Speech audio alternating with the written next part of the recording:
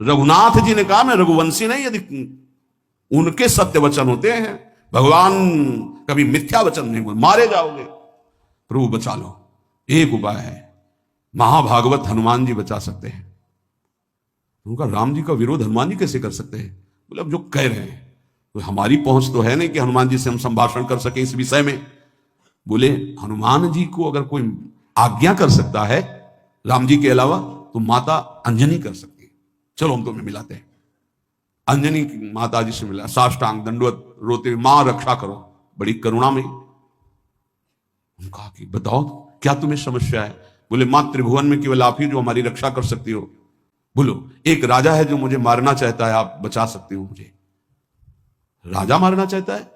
मेरा पुत्र महाबली महाभागवत हनुमान है, मैं आज्ञा करूंगी, कभी मेरी आज्ञा को उल्लंघन नहीं करेगा। जाओ मैं तुम्हारी रक्षा का व्रत लेती हूं। नारद जी मन में सोचे काम बन गया, हमारा काम बन गया, क्योंकि अब प्रकाश होगा भगवान के नाम का। हनुमान जी महाराज आए, बेटा आज्ञा कीजिए मां, मैंने इसकी रक्षा का व्रत लिया है, अभी तक ही नहीं पूछा था राजा कौन है मारने वाला, और मैंने कह दिया है ऐसा ऐसा। मां आपकी आज्ञा सिरोधार, त्रिभुवन में कोई ऐसा पैदा ही नहीं हुआ कि मेरी मां रक्षा का व्रत ले और उसे वो मार दे। कौन राजा है? तो हाथ जोड़कर कहा कि भगवान श्री राम।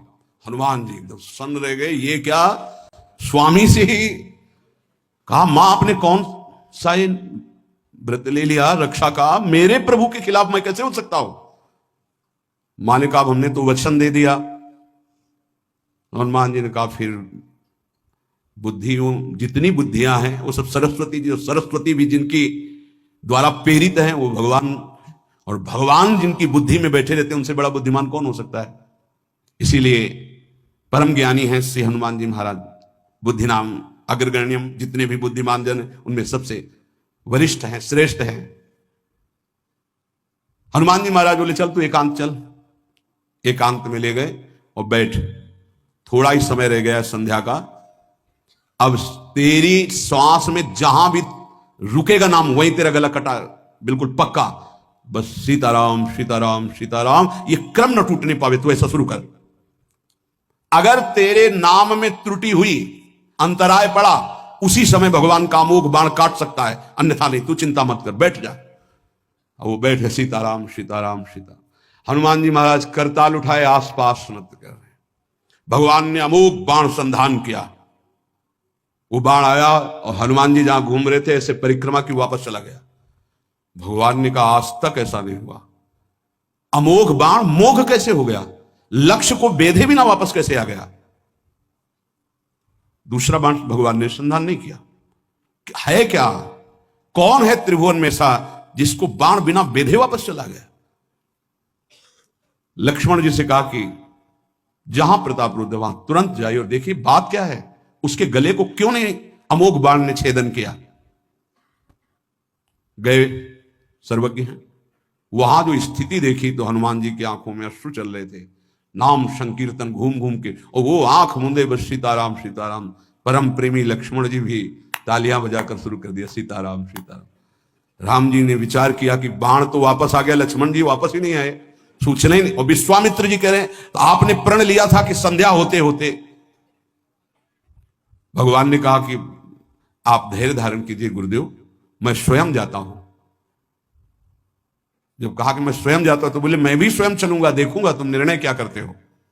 पूरी ब्रह्म ऋषियों की समाज साथ में, नारद जी बीड़ा लिए आगे कि प्रभु हम भी देखेंगे, और सब कुछ रचा इनका है, बड़ा विचित्र खेल है इनका। महाराज जे ही गए तो देखा वो सीताराम सीताराम सीताराम।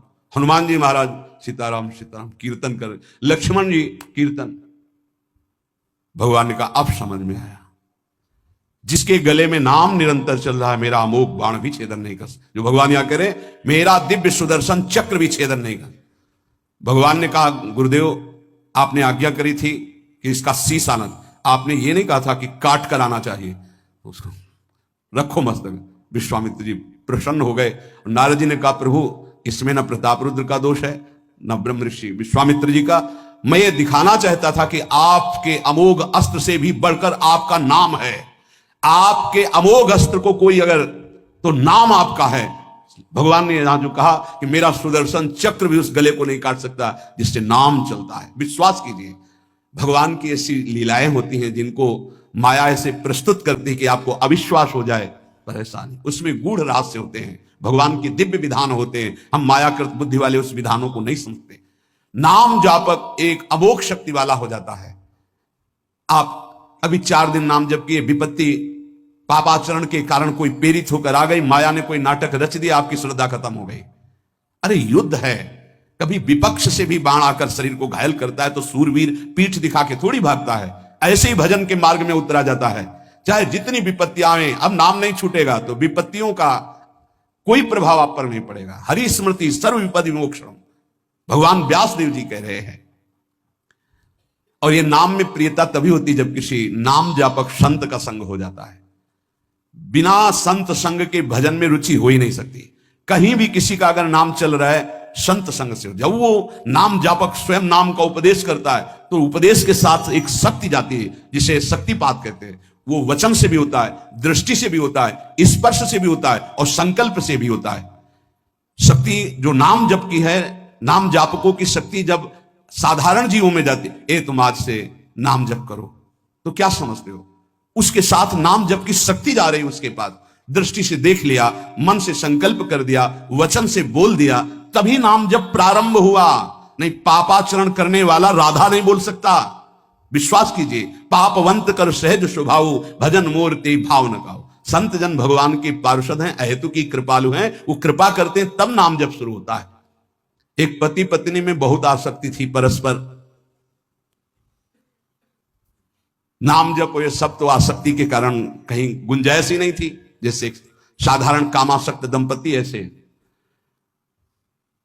एक बार एक संत भगवान वहां से तो देखा कि परिवार में बिल्कुल अश्रद्धा है संतों के प्रति, ना भगवान का भजन न धर्म। तो सामर्थ्य भजन से जो जितना करता है, ऐसे उनको देवर्षि नारद जी मिल गए। तो नारद जी से कहा, परम कृपाल हो, ये दंपति इस घर में रहते हैं, बहुत आसक्त हैं, क्या इनकी परस्पर आसक्ति हट सकती है और भजन हो सकता है?